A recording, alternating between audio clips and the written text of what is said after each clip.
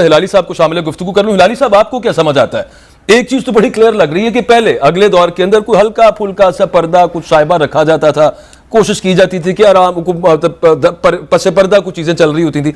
इस दफा तो बड़ा खुल्लम खुला सा मामला है, नाअहल करना है एक बंदे को। और ये जिस तरह से मामला चला है, अब दोबारा इस्लामाबाद हाईकोर्ट के मोअज़्ज़ज़ जज साहब ने, उन्हीं मोअज़्ज़ज़ जज साहब को सब मामला भेज दिया है, और वो सब कुछ देखने के बावजूद कि पहले वो एक मैटर डिसाइड कर चुके हैं, उनको एतबार नहीं है जिनके खिलाफ केस चल रहा है। लेकिन अब जो चलेगा, आपको क्या लग रहा है, जो डिसाइड कर लिया हुआ कि नाअहल करना, सजा देनी है, इस वजह से हुआ ये सब कुछ?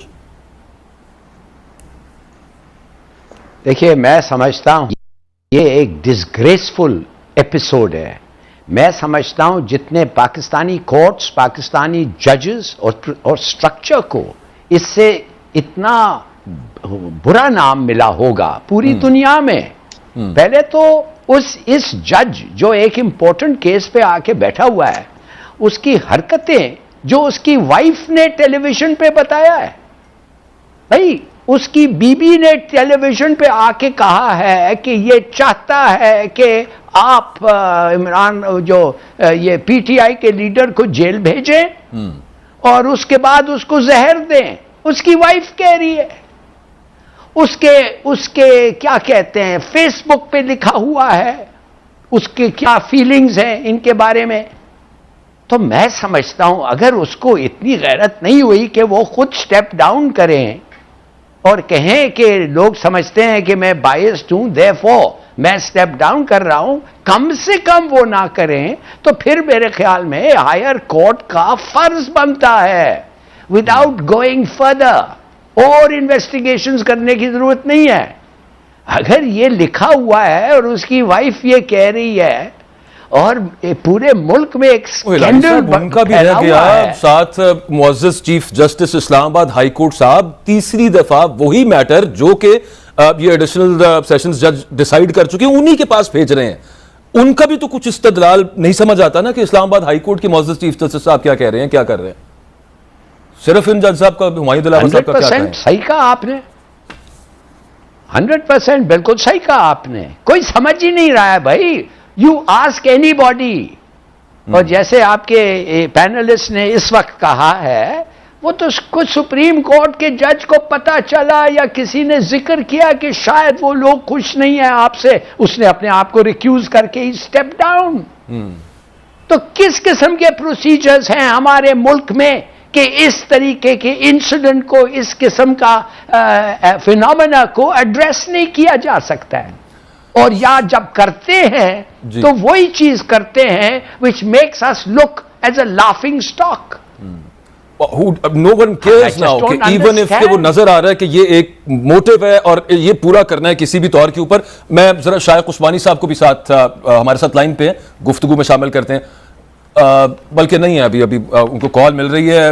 उतनी देर में आबिद जुबैरी साहब आपसे पूछूंगा कि अगर अब तहरीक इंसाफ ने इसको चैलेंज करना है सुप्रीम कोर्ट में, सुप्रीम कोर्ट कल और परसों लगनी नहीं है, कल ही अगर यहाँ पे जज साहब ये जो ट्रायल कोर्ट की है ये फैसला सुना देते हैं, तो फिर उसके बाद तो कोई स्कोप नहीं रहेगा। अगर सुना देते हैं सुप्रीम कोर्ट जाने का तहरीक इंसाफ के लिए, फिर वो इस्लामाबाद हाई कोर्ट के थ्रू वो अपीलों वाला मामला चलेगा। जी बिल्कुल। अगर ये फैसला अभी देखें, अगर कल उसको लगा दिया गया आर्ग्यूमेंट में 2 दिन सुप्रीम कोर्ट में छुट्टी है, और अगर वो नेचुरली अगर वो फैसला सुना देते थे, वो जल्दी है, तो बायस की जो बात हो रही है वो तो कल क्लियर हो जाएगी। क्योंकि पहले उनको डिसाइड करना है, उनके पास ज्यूरिसडिक्शन है कि ये केस ईसीपी ने सही उस पर कंप्लेंट जो है वो दाखिल की, ये लिमिटेशन से बाहर तो नहीं है। तो बड़े सीरियस पॉइंट्स हैं कि जो केस उनके सामने चल रहा है वो मेंटेनेबल ही नहीं है।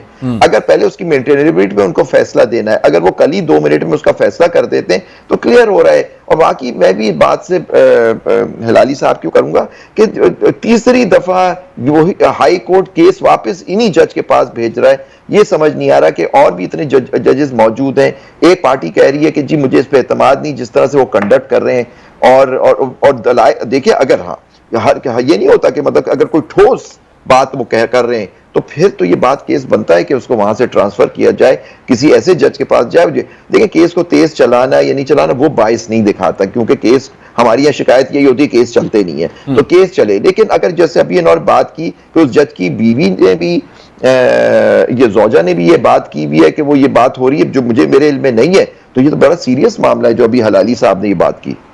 बड़ी मजे का केस उसके अंदर बात ये थी कि कोर्ट के अंदर जब पहली दफा तहरीक इंसाफ के वकला ने यह पेश किया कि जज साहब ये आपकी 2014 में ये पोस्ट रही हैं जिस बंदे के मुलजिम के खिलाफ, चेयरमैन तहरीक इंसाफ के खिलाफ जिसका आप मुकदमा सुन रहे हैं, और ये आपका अकाउंट रहा है। उस पर जज साहब ने अदालत के अंदर आई वुड से कन्फेस किया। उन्होंने कहा कि अकाउंट तो मेरा है, लेकिन साथ उन्होंने कहा कि पोस्ट मेरी नहीं है। अच्छा, आप देखिए जो चीज मुझे जो बड़ी अजीब सी लगी कि उन्होंने प्राइमा फेशी कोर्ट ने होल्ड किया कि जी एफआईए ने तो कह दिया है कि जज साहब की नहीं, जज साहब ने ये पोस्ट नहीं लगाई या नहीं, लेकिन फिर उनको ताकीद कर दी है कि आप डिटेल्ड इन्वेस्टिगेशन करके मुझे 14 दिन के अंदर, फोर्टनाइट के अंदर एक रिपोर्ट जमा करा दें। मतलब अगर वन साइडेड एक एफआईए ने एक तरक्की करके प्राइमा फेशी होल्ड कर लिया, उसकी बेसिस पे आपने इतना बड़ा फैसला करके उसी जज के बाद, अब फर्ज कर 14 दिन के बाद रिपोर्ट आती है कि जी ये तो इन्हीं की पोस्ट थी, फिर क्या होगा? उस वक्त तो फैसला हो चुका होगा। तो अगर ये बात मुझे नहीं समझ आई, अगर वो टेक्निकल से मामला उन्होंने रखा हुआ है, जज साहब उधर एफआईए ने कहा है कि जनाब ये आपने स्क्रीनशॉट तो दिए, लेकिन ये जो पोस्ट थी इसका यूआरएल आपने साथ नहीं दिया, यानी कोई जो लिंक होता है, अब वो उन सब मामलों की बेसिस के ऊपर ना उसको पकड़ के लटका के रखा हुआ। लेकिन यू पॉइंटेड आउट करेक्टली कि यहाँ पे एक बहुत बड़ी कॉन्ट्रडिक्शन है। और